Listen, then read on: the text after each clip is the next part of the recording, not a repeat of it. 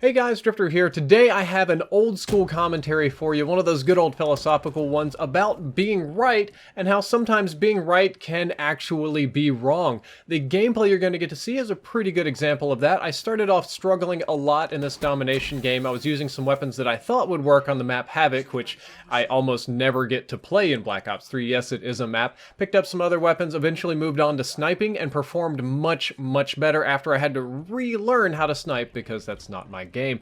You may also notice that I'm recording on my new DSLR camera that I've got set up in my room, so the quality should be much higher. No more audio desyncs and a slightly more beautiful face. But let's get on to the main topic. Why is it so important to be right? Why is that the crux of every decision? Why is that the most important thing in our political spectrum, in our school system, and just personally? A lot of people like to be right all the time, and why do people hold on to that idea so much? Why does every single debate slash discussion have to end with you being right? Now, this is something that I personally do all the time. I am guilty of this. You are guilty of this. You'll have friends and family that are guilty of this. For almost every single one of us, we are guilty with wanting to be right or correct in almost every situation. It's a bad habit, but did you ever stop to think how this habit developed? If you go back and think to some of the earliest lessons you ever learned, they were probably very simple moral lessons when you were a baby, or behavioral lessons. You had right behavior and wrong behavior, correct behavior and incorrect, acceptable and unacceptable. Regardless of what culture you're a part of, regardless of what moral system you adhere to, it really works in any kind of moral system you want to construct. But the idea is that there is a right or correct set of behavior and then that there's a wrong set. And this is reinforced behaviorally because we want to keep our society intact. We can't teach babies to steal things. We can't teach them to kill and that sort of thing. So these are pretty common rules that almost everybody learns, but there are strict punishments for doing something that is wrong. This can also be reinforced religiously as well. Religions often teach pretty much the same moral rules, but that doing so is kind of like a sin against nature or God, or goes against the entire system, and it's a very right-wrong kind of dynamic. If you think about it, our entire education system is based on being right or wrong, right answers or wrong answers to questions, even sometimes really complicated questions that are multi-part or have some gray area or some discussion or writing styles. They are judged by correct or incorrect, or how correct they are, just kind of right and wrong depending on how you want to phrase this. Higher education tends to be less binary. You get a lot of more gray space, a lot more wiggle room, a lot more process, but it's still generally the same kind of idea, right and wrong. And of course, in our society, correct decisions lead to rewards, whereas incorrect decisions lead to nothing, or oftentimes punishment. If you think about the amount of times that you were punished as a kid for doing something that was wrong, or answering a question incorrectly, or you felt that shame or embarrassment or blame or fault over and over and over in every single thing that you do, it kind of builds up in your system. And we're going somewhere with this, I promise. It's the same kind of thing not only in school or higher education, but in business. Every single business owner and manager has faced critical decisions. You know the market's changing, you know something's going on, and you have to adapt. Your decision can either be right or wrong, regardless of what it is, and sometimes the market's just changing and there's nothing you can do to survive, but you bear that weight of decision on your shoulders one way or the other. You find the same decision-making and reward-punishment process literally everywhere in our culture. We reward scientists who are the most correct or are correct most frequently. Those with the best research are rewarded, and those with the poor research are punished.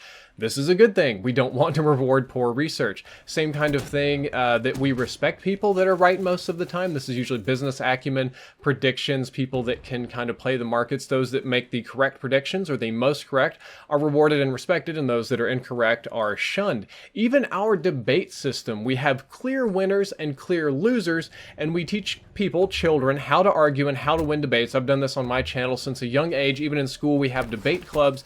But that leads me to the point of this commentary, where we're going to turn this around and make you learn a little bit here, and that's not the point of a debate. The original idea of a debate was not necessarily to determine an ultimate winner and ultimate loser. Now, we use this in the political process all the time, and debates can be used that way. They're an important tool.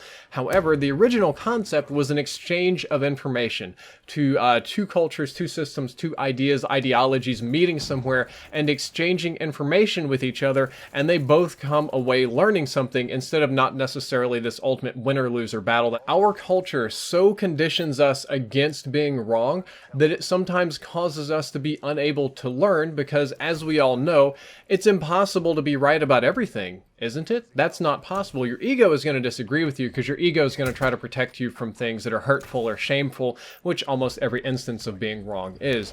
So when somebody is wrong, and this can happen to varying degrees, you can play it with semantics, you can play the bad data game, you can throw religion in there, or you could just plain old be afraid of being wrong and avoid it as much as possible. We all have family members that do this. They struggle no matter what the situation is, no matter what the decision is, no matter what they did, no matter what you're debating, education level. Like, I do this with my mom sometimes. She has like a 3rd grade education and, you know, I'm in master's degree, and we disagree on something like, say, science. She will sometimes refuse to be wrong regardless, just because it's hurtful and damaging the ego, and that's because our ego has been conditioned this way since we were little kids. Even when we're adults, when we do something wrong or incorrect or whatever, it still strikes that old like primordial lizard like brainstem, that old subconscious that's been hammered over and over and over again in school and at home about incorrect decision. And this is the end result of the culture. We end up with some very obstinate people that kind of learn slowly or not at all.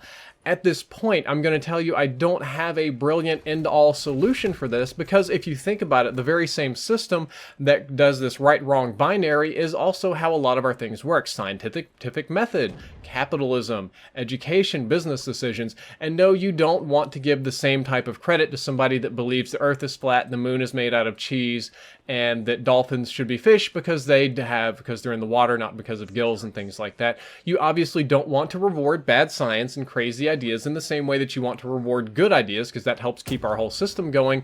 But the constant rewarding and the constant shunning just turns some people off to learning, and I think that we're going to actually need like a cultural change revolution over time in order to kind of junk this idea and make it easier for people to exchange information, have debates in a more effective manner. Internet's a fantastic idea for that.